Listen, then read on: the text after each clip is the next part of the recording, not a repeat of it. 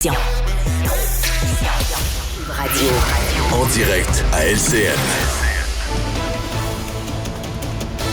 14h30, allons retrouver notre collègue Yasmine Abdel-Fadel. Bon après-midi, Yasmine.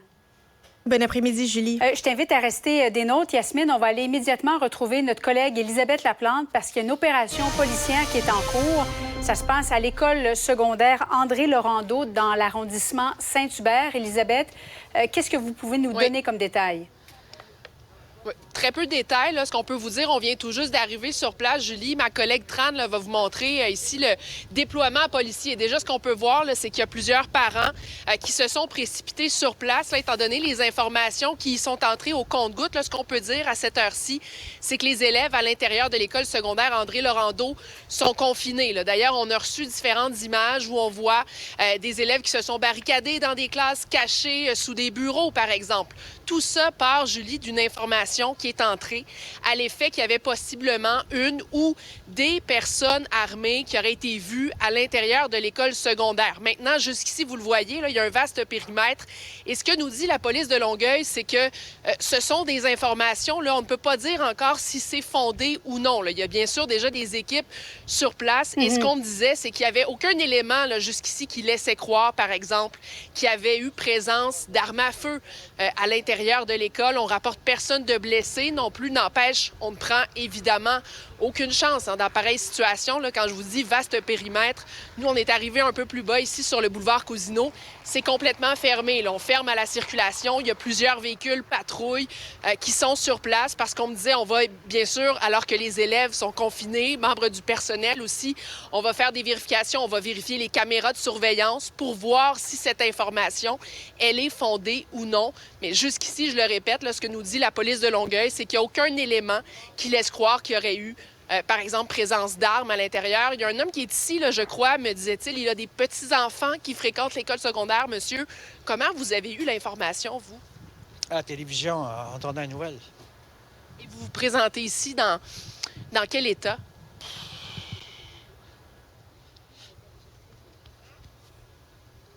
Le cœur très gros. Oui. On peut vous rassurer, monsieur, là, d'emblée, je comprends le stress, la panique, évidemment, là, quand on se présente ici. Mais ce qu'on nous dit jusqu'ici, là, c'est qu'on est à faire des vérifications. Il n'y a aucun élément jusqu'ici là, qui laisse croire qu'il y aurait présence d'armes à l'intérieur. Mais effectivement, bon, il y a des personnes suspectes là, qui auraient été vues. Là. Vues, oui, OK. Bien, c'est ça. On espère bien gros qu'on est dans un monde de fous. Ça n'a pas de bon sens, ces affaires-là. Là. Vous avez 4 petits-enfants qui fréquentent l'école? 1, 2, 3. 3 jusqu'à 4, oui. OK. 2 pour 3 de ma une de ma fille puis 3 de mon garçon.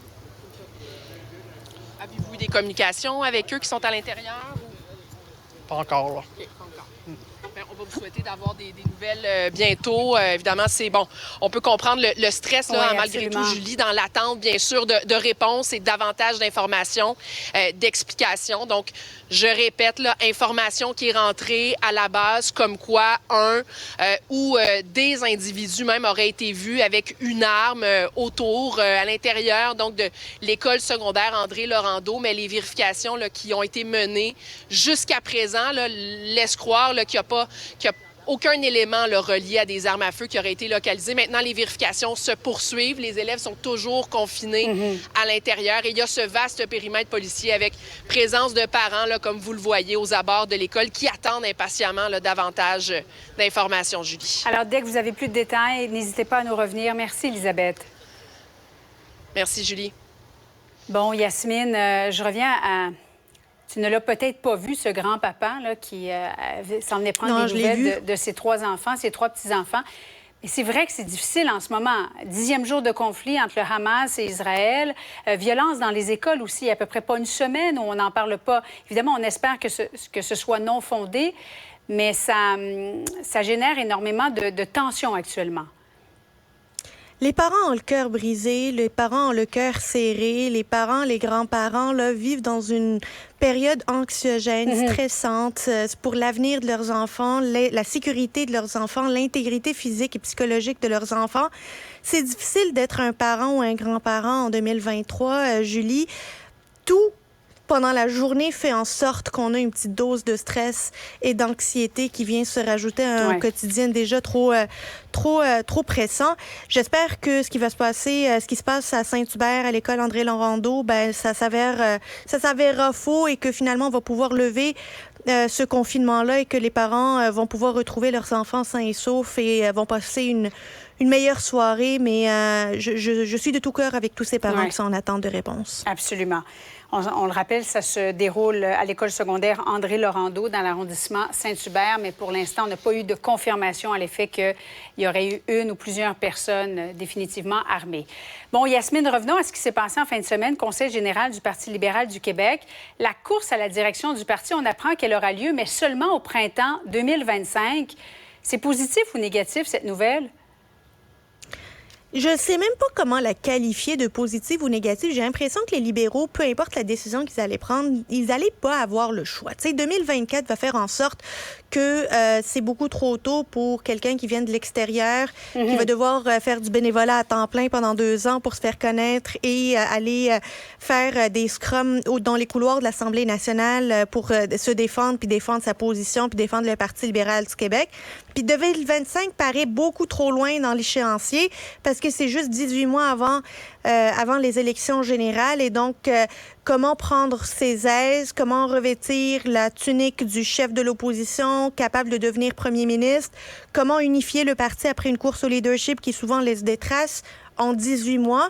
C'est comme une tâche titanesque, mais j'ai l'impression que peu importe la décision qu'ils allaient prendre, ça allait pas être une bonne décision.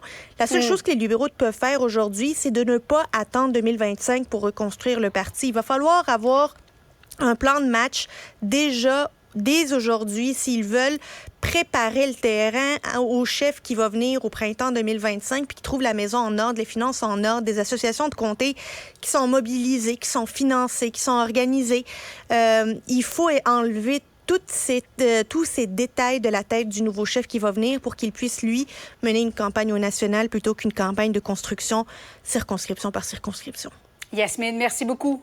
Bon après-midi à toi. C'était donc un plaisir de vous avoir trouvé aujourd'hui. Je vous laisse avec ma collègue Sophie Durocher. Merci à toute l'équipe de recherche et de mise en onde et je vous retrouve pour un nouvel épisode dès demain.